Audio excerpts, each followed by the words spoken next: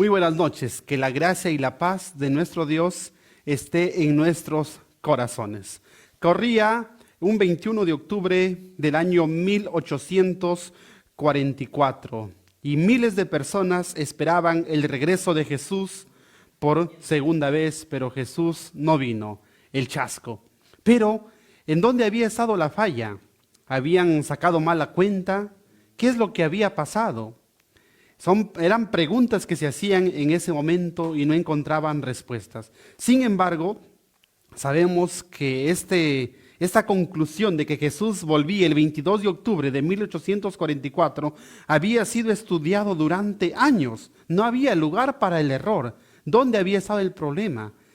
Entonces, apreciados hermanos, en esta noche vamos a ver cuál fue el cálculo de Guillermo Miller, de dónde salió esta fecha, por qué los adventistas hablamos mucho de 1844, dónde es el punto de partida. ¿Son 2300 años reales o solamente son literales? Porque también esta profecía ha sido blanco de muchos ataques por parte de otras instituciones que no creen en la profecía como los adventistas lo creemos. Bienvenidos entonces al estudio de la palabra del Señor y vamos a empezar recordando algunos tiempos ya definidos en la palabra del Señor. El tema de ayer era el tema del tiempo y vamos a ver que en el aspecto profético el tiempo también es exacto. Por ejemplo, cuando hablamos del año está definido en la palabra del Señor, según Primera de Reyes 4:7, por ejemplo, que los hebreos sabían que un año trae 12 meses. Esto es importante saber porque cuando estudiamos la profecía se habla de años y también se habla de meses. Por ejemplo, la profecía de los 42 meses. Ahora, el mes, como decíamos, en el mes lunar tenía 29 días y medio, entonces los hebreos lo redondeaban a 30, entonces el mes trae 30 días. Es importante saber por qué son 42 meses, por ejemplo, por 30 días son la profecía de los 1260 días. Es importante entonces saber esto. Ahora, una semana, ahora vamos a hablar de la profecía de las 70 semanas, y una semana sabemos que tiene 7 días, y decíamos ayer que la semana fue creada por Dios. Dios, pudiendo haberlo creado todo en un solo día o en una sola hora, lo creó en 7 días para establecer este ciclo semanal. Y también ahí está la base bíblica. El día, entonces, tiene un promedio de 24 horas, ¿verdad? Esto también lo mide la astronomía en la actualidad.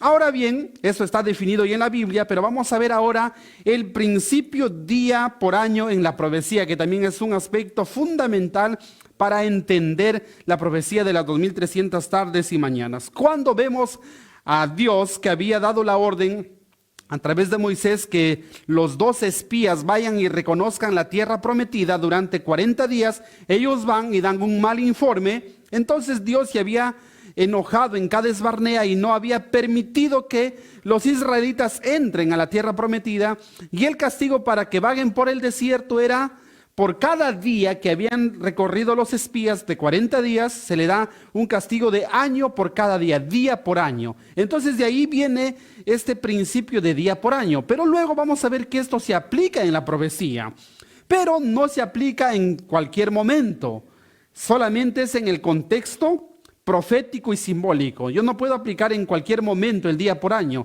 pero cuando venga una profecía que está hablando de símbolos, de cosas que no se cumplen en la realidad, por ejemplo, cuando vemos que dice hay un macho cabrío con 4 cuernos, que hay una bestia espantosa que tiene varias cabezas, esto en la realidad no existe, entonces es algo simbólico. Entonces ahí cuando se introduce un periodo de tiempo, entonces ahí se aplica el principio de día por año. Bien. Ahora, cuando hablamos también, el periodo dice no puede ser literal. Por ejemplo, la profecía de que vamos a hablar de hoy en día de las 2300 tardes y mañanas no puede ser literal. ¿Por qué? Porque si son 2300 días, vamos a ver que son pocos años, 5 años. Sin embargo, el ángel le va a decir a Daniel, esta profecía es para mucho tiempo y llega hasta el tiempo del fin. Entonces no puede ser literal, tiene que ser simbólico sí o sí. ¿Por qué? Porque vamos a ver que para los reinos de Babilonia, de Medo Persia, de Grecia, que reinaron más de 200 años, no se dice que es mucho tiempo. En cambio, para esta profecía se dice que es mucho tiempo, que aún llega el tiempo del fin. Por eso que se aplica el principio de día por año. Abarca larga historia del pueblo de Dios. Asimismo, vemos en la historia que este principio de día por año se ha cumplido con exactitud. Por ejemplo, la profecía que vamos a hablar hoy, las 70 semanas, es preciso cómo se cumple exactamente con la venida de nuestro Señor Jesucristo. La pregunta es, por ejemplo, para que ustedes puedan pensar, ¿cómo es que los reyes, o que lo llamamos los reyes, sabemos que no fueron reyes, que los sabios del oriente, que habían venido viendo la estrella, sabían en qué momento van a nacer Jesús? ¿Cómo lo sabían? ¿Cómo sabían que justamente ese año iban a nacer? Porque ellos estudiaban la profecía y la profecía marcaba en el reloj de la historia en qué momento iba a nacer Jesús. Y se cumplió exactamente el nacimiento de Jesús, su bautismo, su muerte a la mitad de la semana, se cumplió precisamente. Entonces, las 70 semanas que vienen a ser los 490 años, porque una semana tiene 7 días, 70 por 7 son 490, día por año son 490 años, se cumplen precisamente. Entonces la historia nos demuestra que ese principio de día por año es un principio válido.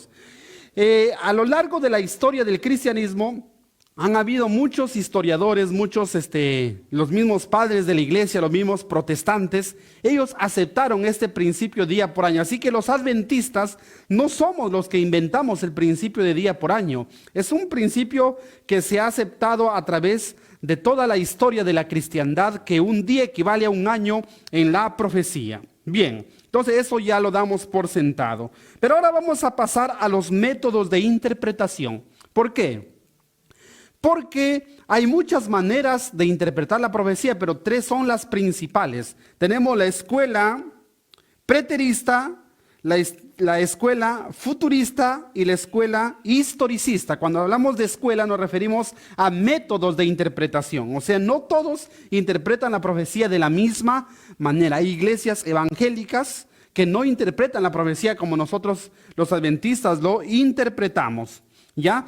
¿Qué dice el futurismo? ¿Qué dice el preterismo? ¿Y qué dice el historicismo? Allí en la pantalla he podido graficar un árbol para poder ilustrar estos 3 métodos. Tenemos en primer lugar la raíz. Entonces supongamos que el preterismo se centra solamente en la raíz, ya solamente ve el pasado, solamente ve los inicios. Luego tenemos allí el futurismo, que solamente ve las hojas, las ramas, ve solamente lo último, solamente se centra en el futuro y dice que las profecías están por cumplirse.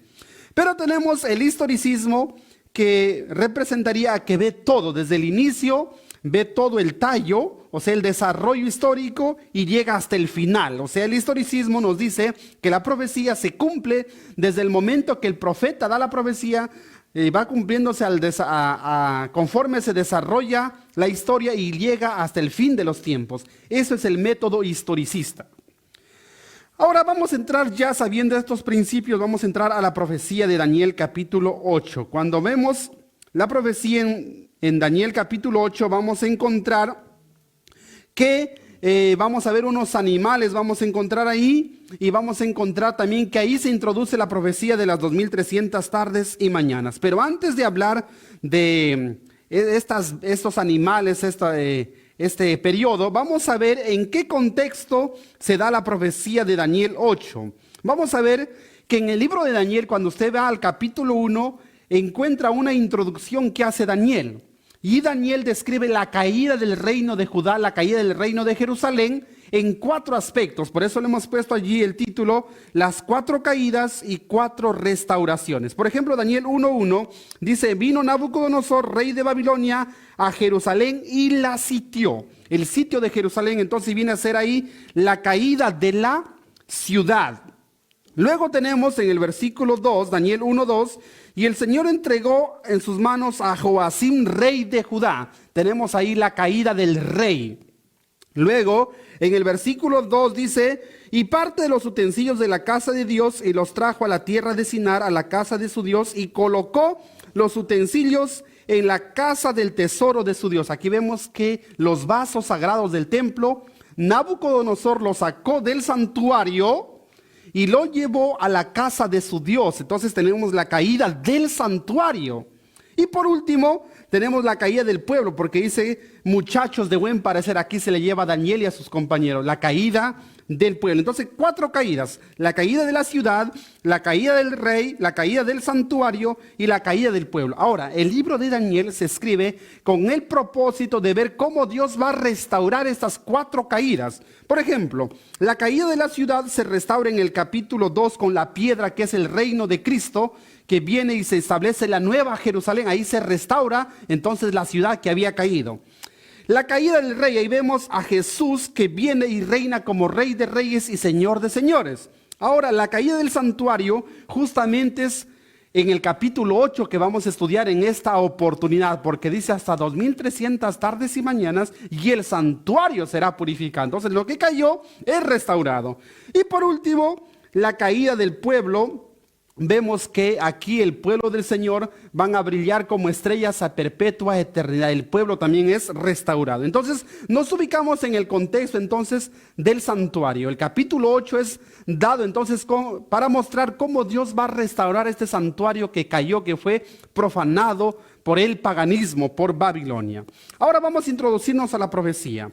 Vamos a ver que Daniel capítulo 8 empieza mencionando a un carnero con 2 cuernos. Los primeros versículos de Daniel capítulo 8 menciona un carnero con 2 cuernos. Pero, ¿qué es este carnero con 2 cuernos? La misma Biblia lo responde en el versículo 20. Si usted abre su Biblia, Daniel 8:20 dice que estos 2 cuernos son los reyes de Media y Persia. Ese carnero con los 2 cuernos son los reyes de Media y Persia. Este reino aliado de Medo-Persia es el que sustituye a Babilonia y gobernó el mundo aproximadamente del año 539 o 538 al año 331 antes de Cristo. Y dice que golpeaba con sus cuernos a diferentes partes. Eso representa los lugares que conquistó este reino de Medo-Persia. Luego la profecía habla de un macho cabrío. En el Daniel 8, versículos 5 en adelante, el versículo 8 nos habla de este macho cabrío. Dice y según la misma Biblia, en el versículo 21, si usted abre su Biblia, Daniel 8:21, dice el macho cabrío es el rey de Grecia, dice ahí la profecía. La misma Biblia nos dice a quién representa este macho cabrío, es el rey de Grecia. Dice que tenía un cuerno grande, como usted ve ahí en la imagen que se está presentando, el macho cabrío tiene un cuerno grande en su cabeza y cuando se le explica a Daniel, dice el cuerno grande, dice en Daniel 8:21-22, es el rey primero. Los intérpretes dicen que representa a Alejandro Magno, ese cuerno grande. Pero dice que ese cuerno grande es roto, es quebrantado, estando en su mayor fuerza y surgen en su lugar 4 cuernos. Eso representa que Alejandro Magno muere de una manera sorpresiva, intempestuosa, y el reino se divide entre sus 4 generales, Casandro, Seleuco, Lisímaco y Ptolomeo. Entonces, el imperio griego queda dividido en 4, ¿ya? Y bueno, pues ya de ahí comenzó a decaer y el imperio griego cae en el año 168 antes de Cristo. Pero luego dice la profecía en el versículo 9, Daniel 8:9, dice, y de uno de ellos salió un cuerno pequeño, dice. Vamos a ver aquí un elemento interesante, el cuerno pequeño. La profecía de las 2300 tardes y mañanas está ligada al cuerno pequeño. Y la pregunta es, ¿de dónde sale este cuerno pequeño? Si vemos el versículo 8, dice que salieron 4 cuernos hacia los 4 vientos del cielo. Entonces tenemos 4 cuernos hacia los 4 vientos del cielo. La pregunta es, ¿de dónde surge este cuerno pequeño? ¿De uno de los 4 cuernos del macho cabrío o de uno de los 4 vientos? Acá hay una discusión, algunos dicen de los 4 cuernos, otros dicen de los 4 vientos. Por lo general, el historicismo reconoce que surge de uno de los 4 vientos. Dice que Roma vino del oeste, o sea, de uno de los puntos cardinales, vino del oeste, ¿ya? Y este reino, muchos dicen que es parte de Grecia, pero no es de Grecia. ¿Por qué? Porque si ustedes dan lectura en Daniel 8:23, dice que al fin del reinado de estos, dice la profecía, o sea, al fin del reinado de los 4 imperios o reyes griegos, se iba a levantar un cuerno pequeño. ¿Cuál es el poder que surge cuando las 4 divisiones de Grecia llegan a su final? Es Roma, que surge en el año 168 cuando los romanos derrotan a los Seleucidas, que era uno de los generales de Alejandro Magno. Seleuco, él tiene la zona más grande, lo que es el reino de los Seleucidas. Los romanos derrotan a los Seleucidas en la batalla de Pydna en el año 168 a.C. y ahí quien asume el dominio mundial es el Imperio Romano. Entonces Roma es este cuerno pequeño. Y el cuerno pequeño de Roma tiene 3 etapas, 3 fases que lo vemos allí en la pantalla. Tenemos a Roma pagana, que es del año 168 cuando derrota a Grecia, al año 476 después de Cristo. Luego tenemos a la Roma papal, que es el año 538 después de Cristo al año 1798 después de Cristo. Y luego tenemos a la Roma final, que es hasta la venida de Jesús. Entonces, este cuerno pequeño representa a Roma en sus diferentes fases. Ahora, muchos dicen, pero ¿cómo puede ser Roma? Muchos intérpretes aquí contradicen al adventismo y dicen que no puede ser Roma, tiene que ser uno de los reinos de Grecia. Pero vamos a ver que Daniel 8 no es una profecía aislada, sino está dentro de varias profecías. Vamos a ver la siguiente diapositiva y vamos a ver que en el capítulo 2 de Daniel nos muestra una hilación de reinos que comienza con una cabeza de oro que viene a ser Babilonia. Luego tenemos el pecho y los brazos de plata que viene a ser Medo-Persia. Y luego vemos el vientre y los muslos de bronce que viene a ser Grecia. Y luego vemos las piernas de bronce, las piernas de hierro y los 10 dedos en parte de hierro y en parte de barro cocido. Entonces, este es Roma. Las piernas de hierro y los pies también tienen hierro, representa entonces a Roma.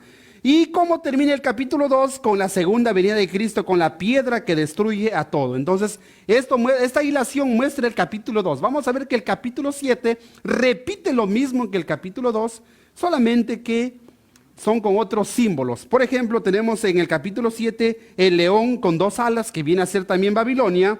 Luego tenemos el oso con 3 costillas, que también es Medo-Persia. Luego vemos el leopardo con 4 cabezas, que también es Grecia. Luego vemos la bestia espantosa con 10 cuernos en lugar de los 10 dedos. Y un cuerno pequeño que surge, entonces viene a ser aquí Roma. Y luego vemos a Jesús que viene. Entonces todo termina con la segunda venida de Cristo. El capítulo 8 no es la excepción. Sigue este mismo patrón, esa misma secuencia. Ya no comienza con Babilonia porque Babilonia está pronto a desaparecer. Empieza ya con el carnero con 2 cuernos que es Medo-Persia, el macho cabrío con 4 cuernos que es Grecia, luego el cuerno pequeño que viene a ser Roma en sus distintas fases, y también el capítulo 8 también termina con la segunda venida de Cristo porque dice que este cuerno pequeño va a ser derrotado con la venida de Jesús, sin mano humana. Bien. Entonces es claro, hermanos, que este cuerno pequeño representa a Roma. Pero ¿qué hizo este cuerno pequeño y por qué es importante dentro de la profecía? Según la profecía de Daniel capítulo 8, versículo 9 en adelante, hay acciones que hace este cuerno pequeño en contra del santuario. Acordémonos que el contexto del capítulo 8 está hablando en el contexto del santuario. Es por eso que menciona tardes y mañanas. El santuario cada tarde y mañana se presentaba ofrendas. Por eso que menciona el carnero. En el santuario se presentaba el carnero. El macho cabrío se presentaba en el santuario. Asimismo también en el santuario había un sumo sacerdote. Entonces son elementos del santuario y el capítulo 8 está escrito en idioma hebreo.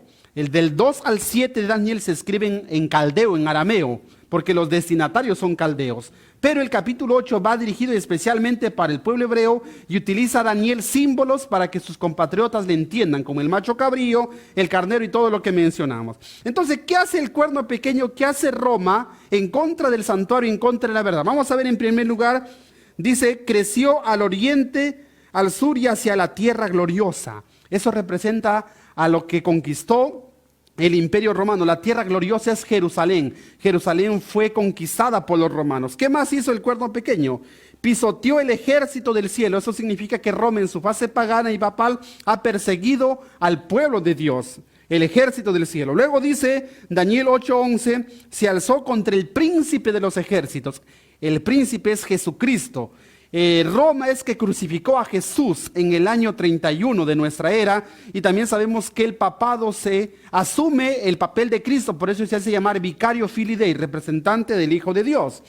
Luego dice que quitó el continuo, de Daniel 8:11, que es el continuo, eso lo vamos a ver a continuación. Y por último dice, echó por tierra el santuario. ¿Cómo lo echó por tierra? En el año 70 Roma destruyó el santuario, no quedó piedra sobre piedra. Pero también en su fase papal vamos a ver que hay un ataque al santuario celestial. Eso hace el cuerno pequeño. Veamos rápidamente qué es el continuo. El continuo, bueno, en la Biblia dice, por él fue quitado el continuo sacrificio, pero según fuentes antiguas y también según Elena White, dice que la palabra sacrificio ha sido añadida, solamente es continuo, que viene del hebreo tamid. Y la palabra tamid está íntimamente relacionado al santuario. Continuo significa continuamente, permanente.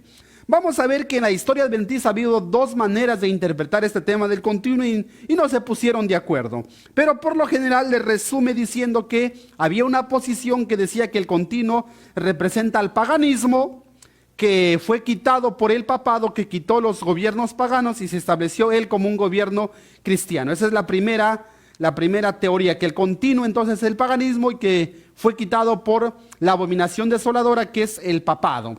Pero la otra posición, la posición más actualizada del adventismo, sugiere que el continuo representa a la intercesión de Cristo en el santuario celestial y que este continuo, que Jesús está intercediendo continuamente por nosotros, estaba ligado al santuario porque las lámparas que ardían, el sacrificio, el fuego era continuo, representa entonces a la intercesión de Cristo. Entonces esto es lo que el cuerno pequeño habría de quitar, el continuo, la intercesión de Cristo, para establecer entonces su propia intercesión. Eso es lo que hace entonces el cuerno pequeño, quita el continuo. Bien, entonces frente a este ataque sistemático de Roma al santuario, al continuo, a la verdad, ¿qué es lo que hace Dios? Justamente eso es la pregunta para las 2300 tardes y mañanas.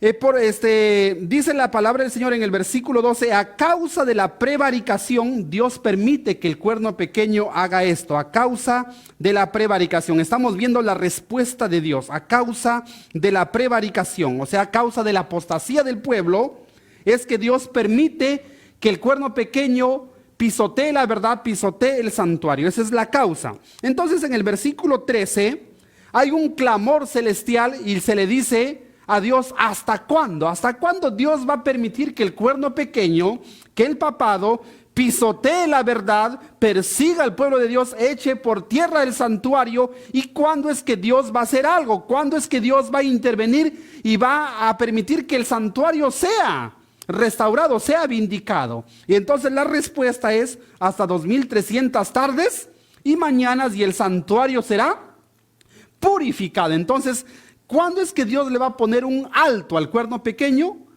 Cuando terminen las 2300 tardes y mañanas y el santuario será purificado. Ahora bien, este periodo de 2300 tardes y mañanas es un periodo literal o simbólico. Hay una Biblia del lenguaje actual que las 2300 tardes y mañanas lo divide en dos y dice que son solamente 1150 días.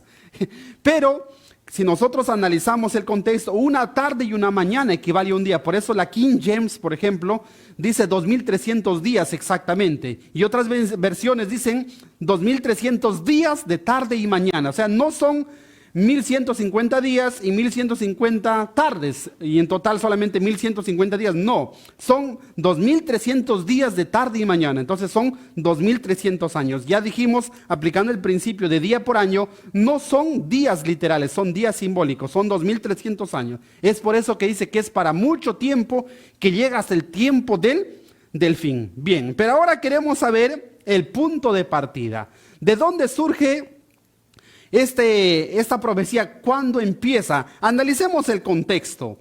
A Daniel se le dice que a causa del pecado, a causa de la prevaricación, o sea, del pecado del pueblo, Dios va a permitir que el cuerno pequeño persiga a la iglesia, que el cuerno pequeño ataque a la verdad, eche por tierra el santuario, a causa de la prevaricación. Entonces, la persecución va a durar 2300 años. Y Daniel dice, alto, ¿cómo es posible esto?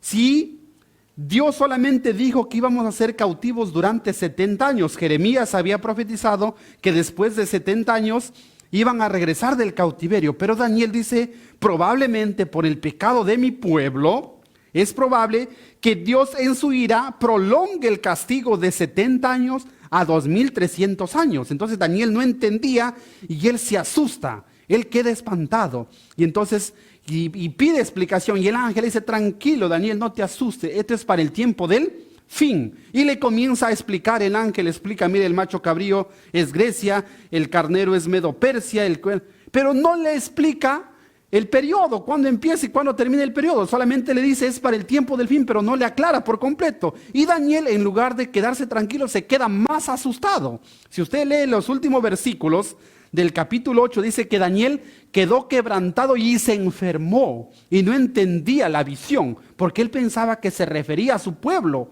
Oh, dijo Daniel, 2300 años de esclavitud más no puede ser. Entonces, cuando Daniel ya vio que los 70 años se cumplen, él comenzó a estudiar al profeta Jeremías para ver cuándo se ha de cumplir este periodo. Y dice, es preciso, pero tal vez Dios va a prolongar. Entonces, en el capítulo 9 de Daniel, cuando está por cumplirse este periodo de los 70 años, Daniel comienza a interceder por su pueblo. Daniel intercede por su pueblo, dice, Señor, somos pecadores. Daniel era pecador, su pueblo eran pecadores, hemos pecado, le dice, confiesa su pecado. Y el de su pueblo, Señor, por favor, aplaca tu ira y ya no nos extiendas el castigo, le dice, ¿no? Entonces Daniel ora para que no se extienda el castigo. En otras palabras, era una indirecta para que Dios le aclare lo que no le había aclarado. El ángel que le había explicado la visión de Daniel 8 era el ángel Gabriel. Entonces, cuando Daniel está orando, Gabriel viene y le hace entender a Daniel. Dice, Daniel, he venido para hacerte entender lo que no te hice entender. ¿Y qué es lo que no le hice entender? ¿Cuándo empieza las 2300 tardes y mañanas y cuando termina? Eso no le había explicado. Entonces, anda Daniel, le dice, no te preocupes, le dice, para tu pueblo solamente están determinadas 70 semanas, le dice. Solamente para tu pueblo son 70 semanas. Entonces eso como que tranquilizó, por así decirlo, a Daniel, ¿verdad? Entonces vamos a leer ahí la palabra del Señor cuando Gabriel explica a Daniel. Dice, 70 semanas están determinadas sobre tu pueblo y sobre tu santa ciudad. La palabra de determinadas viene del hebreo hatak, que significa cortadas o separadas. O sea que las 70 semanas son parte del periodo de los 2300 años. Ambos inician al mismo tiempo. Ya no se mencionan los 2300 días en Daniel 9. Y eso es la objeción que muchos han puesto. Y muchos dicen que las 70 semanas es una profecía aparte de los 2300 años. Pero no es así. ¿Por qué? Porque si usted ve toda explicación profética, antes que se explique, primero viene la visión y el profeta no entiende y luego se le explica. En cambio, Daniel 9, todo es explicación y no hay ninguna visión. La única visión pendiente de explicación es la visión de Daniel 8, el periodo. Eso no había entendido y eso es lo que el ángel viene a explicar. Algunos piensan que están separadas, pero no están separadas, están conectadas. Así que el inicio de las 70 semanas es el inicio de las 2300 tardes y mañanas. Y las 70 semanas están determinadas o cortadas de las 2300 tardes y mañanas. Empiezan al mismo tiempo. Ahora, ¿cuál es el punto de partida? Vamos a ver que hay un decreto. Daniel 9:25 dice, sabe pues y entiende, dice, que desde la salida de la orden para restaurar y edificar a Jerusalén, el decreto, ¿verdad? Había un decreto de restaurar y edificar Jerusalén. Pues bien, hubieron 3 decretos y aquí es otro problema. Por eso que los judíos, como preguntaba el hermano Abner, ¿por qué tienen otro cómputo? Ellos se basan en el primer decreto, en el decreto de Ciro. Hubo el decreto de Ciro, el decreto de Darío y el decreto de Artajerjes. Nosotros los adventistas creemos que es el de Artajerjes. ¿Por qué? Porque dice para restaurar y edificar a Jerusalén. Solo el tercer decreto, el decreto de Artajerjes, es el que restauró a Jerusalén y su gobierno. Si los 2 primeros lo hubiesen logrado, ya no hubiese habido necesidad de un tercero. El tercero es el efectivo. Por eso que el punto de partida es el tercer decreto, el decreto de Artajerjes. Y en la Biblia encontramos el decreto de Artajerjes en Esdras capítulo 7, versículo 12 al 27. Usted lo puede ver allí en su Biblia. Esdras dice, por mí es dada orden para que tú, dice, vayas y restaures Jerusalén, dice, porque de parte del rey y de sus 7 consejeros eres enviado. O sea, tenía la autoridad Esdras para ir de parte de él y de sus consejeros. Y miren qué le mandó. Y los ofrecerás, dice, lleva dinero, compra becerros y ofrécelo, dice, en el altar de la casa de vuestro Dios, la cual está en Jerusalén. O sea, así va a restituir el servicio del santuario. Dice, y también hay una parte ahí subrayada, los restituirás delante de Dios en Jerusalén. Y luego a la última parte dice, pon jueces y gobernadores que gobiernen a todo el pueblo que está al otro lado del río. Entonces fue un decreto completo que restituía el aspecto religioso y el aspecto civil de Jerusalén. Por eso el decreto de Artajerjes es el decreto efectivo. De ahí es el punto de partida. Pero la pregunta es, ¿cuándo se da el decreto de Artajerjes? Y eso es lo que vamos a ver a continuación. El decreto de Artajerjes, entonces, dijimos que restaura religiosamente, civilmente y físicamente a Jerusalén.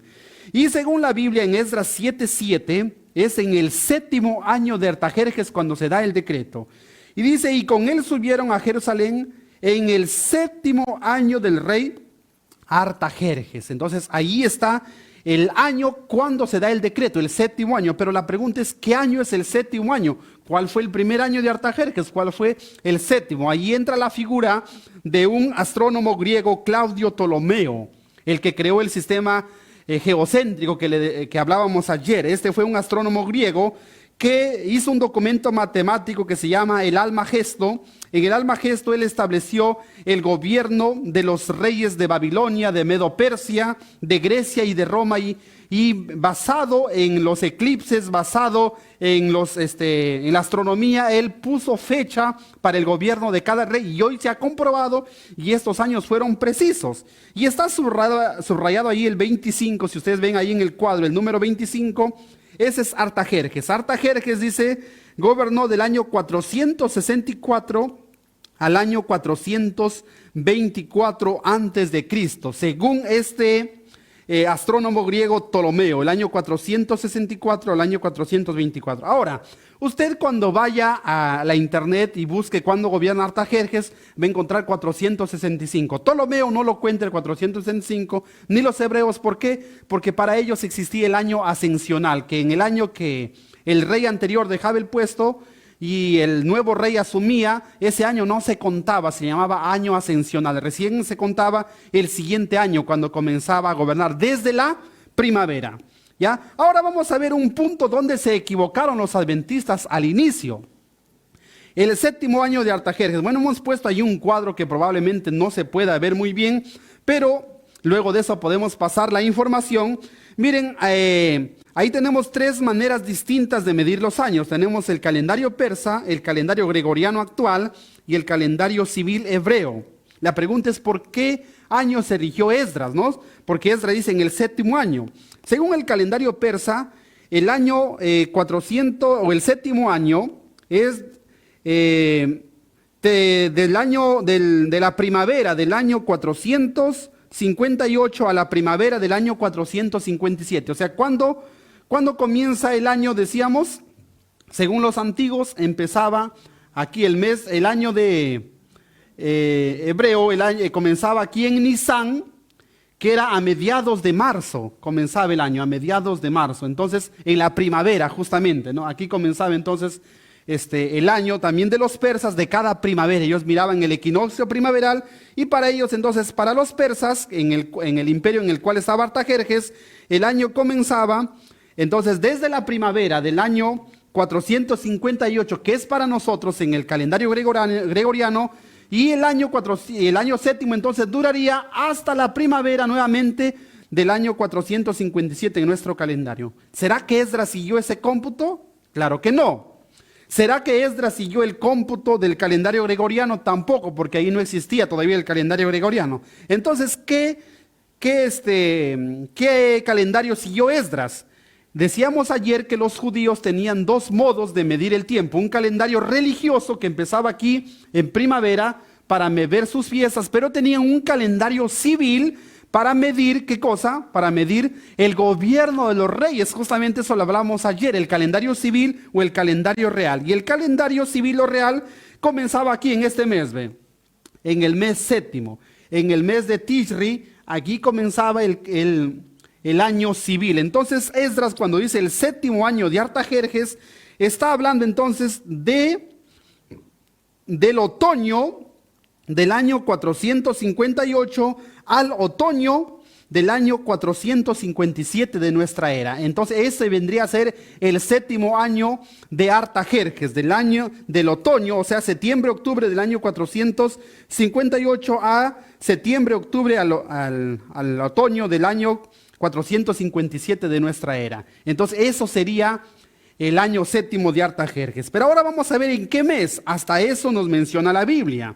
Mes de salida y de llegada. Esdras capítulo 7, versículo 8 y 9. Y llegó, dice Esdras, a Jerusalén en el mes 5º del año 7º del rey, porque el día 1 del primer mes fue el principio de la partida de Babilonia, y el 1 del mes 5º llegó a Jerusalén. Entonces dice que salió en el mes 1 y llegó en el mes 5º. Entonces aquí es donde los adventistas como que se confundieron un poco, ¿no? Cuando dicen el mes 1, entonces pensaban que había salido a principios de año, como decíamos, en el año civil, comenzaba en el mes de Tishri, ¿verdad? Entonces ellos decían, pues pensaban que en el 7º año salió entonces en primavera, y por eso que los adventistas primero pusieron una fecha, pero luego se dieron cuenta que los hebreos los años lo contaban de otoño a otoño en Tishri, pero los meses, según la Biblia, lo contaban. El primer mes para los hebreos era Nisán. Entonces, por eso que ahí hemos puesto una flecha, que en sí Esdras con los hebreos salen de Babilonia en Abib y llegan por el 5º mes, aproximadamente por el mes de Ab. Entonces vamos a ver que llegan por el verano. Pero inmediatamente entonces se puso en vigencia el decreto. Vamos a ver que no. Vamos a ver la siguiente diapositiva y dice allí una pregunta. ¿Qué estación o mes es el punto de partida? Y vamos a ver ahí los versículos de Esdras capítulo 8, versículos 35 y 36. Dice, los hijos de la cautividad, los que habían venido del cautiverio, ofrecieron holocaustos al Dios de Israel, 12 becerros por todo Israel, 96 carneros, 77 corderos y 12 machos cabríos por expiación. Ojo, por expiación. Todo en holocausto a Jehová, y entregaron, ojo esta parte también, y entregaron los despachos del rey a sus sátrapas y capitanes del otro lado del río, los cuales ayudaron al pueblo y a la casa de Dios. Entonces, el decreto de Artajerjes no entra en vigencia hasta que Esdras lo promulga, hasta que Esdras lo da el decreto a los sátrapas, a los gobernantes, para que lo hagan cumplir. Entonces la profecía decía desde la salida de la orden. No es desde que lo da el decreto en Persia, Artajerjes, sino desde que Esdras lo pone en vigencia. Y vamos a ver que celebran una fiesta, dice Cordero Expiación. Por eso que los milleritas entendieron que antes que se lleve a cabo el decreto, celebraron una fiesta. Probablemente no está confirmado esto, la fiesta de las trompetas o la fiesta de la expiación, pero celebraron una fiesta. Es por eso que los milleritas dedujeron que el decreto, el punto de partida es desde el otoño. ¿Por qué? Porque en el otoño, en el mes de Tishri, es que se celebraban las fiestas solemnes. En el verano no se celebraban fiestas, es aquí. Y dice que celebraron una fiesta porque mataron animales para expiación. Entonces, de ahí los milleritas dedujeron que el punto de partida era el otoño del año 457. Mire lo que dice ahí el Conflicto de los Siglos, página 326, confirmando esto. El decreto de Artajerjes fue puesto en vigencia en el otoño del año 457 antes de Cristo, dice allí el Conflicto de los Siglos. Ahora bien, teniendo ya el punto de partida el otoño del año 457 antes de Cristo, el resto ya cae por sí solo, como decíamos aquí en la entrevista, porque de allí para adelante ya fácil es agarrar la calculadora y sacar la cuenta. Si usted haga un experimento, saque un Excel y vea que se da en el año 457, sume 2300 años y le va a llevar a 1843 probablemente, pero como se dio en el otoño, y hoy estamos por el calendario gregoriano, tenemos que llegar hasta el otoño del otro año. Es por eso que los milleritas establecieron el punto de llegada al otoño de 1844. Y tenemos allí el cómputo ahí de las 2300 tardes y mañanas. Entonces tenemos el decreto de salida Y bueno, primero están las 70 semanas que se reconstruye Jerusalén, luego se bautiza a Jesús, luego a la mitad de la semana Jesús muere, al fin de las 70 semanas Esteban es apedreado y ahí se cumplen las 70 semanas o 490 años en el año 34, ¿ya? Entonces, hasta el año 34 son 490 años. Si usted dice que las 70 semanas están desglosadas, si usted lo desglosa, lo descuenta, 2.300 menos 490, le va a salir en la calculadora 1.810. Entonces, hasta el año 490 han transcurrido, hasta el año 34 han transcurrido 490 años. Entonces, del año 34 más 1.810 años nos lleva hasta el año de 1844. Y ahí es cuando termina entonces la profecía. Y ahí entonces iba a suceder la purificación del santuario en el otoño de 1844. Ahora, hay una pregunta importante. ¿Qué día inició el mes lunar en octubre de 1844? Vamos a ver, hermanos, que el séptimo mes era a mediados de septiembre y terminaba también a mediados de octubre. Y se acuerdan que hablábamos que los hebreos cada 2 o 3 años añadían un mes más.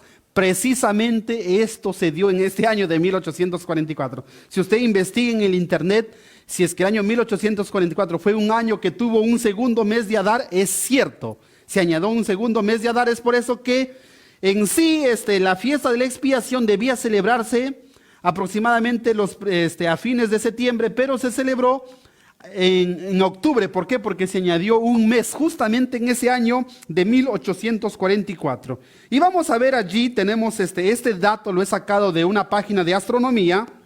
¿Qué día inició el mes lunar en octubre de 1844? Recuerdan que el mes comenzaba con la luna nueva.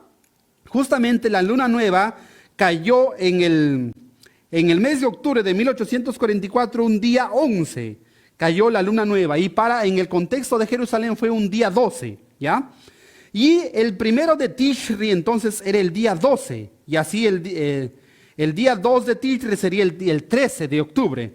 La pregunta es, ¿qué día se celebraba el día de la expiación? La Biblia responde en Levítico 23:32, a los 10 días de este mes séptimo será el día de la expiación. Entonces, si usted saca la cuenta del día 12 más 10 días, nos lleva al 22 de octubre de 1844. Pero el día se lo contaba de puesta a puesta, contando el día 9 en la tarde hasta la tarde del día 10. O sea, por eso es que los adventistas relacionaron todo esto, dijeron, Jesús va a purificar el santuario. ¿Cuándo va a purificar? En un día de la expiación tiene que ser. ¿Y cuándo empezaba? El 21 en la noche. Por eso que el 21 en la noche ellos esperaban la segunda venida de Cristo a esta tierra. Entonces, de esa manera ellos llegaron a esta conclusión. Entonces se basaron en la astronomía, se basaron en la matemática, se basaron en el calendario de Dios. El cálculo fue preciso, fue exacto. O sea, no es una fecha antojadiza. Hay investigación, hay argumento, hay historia.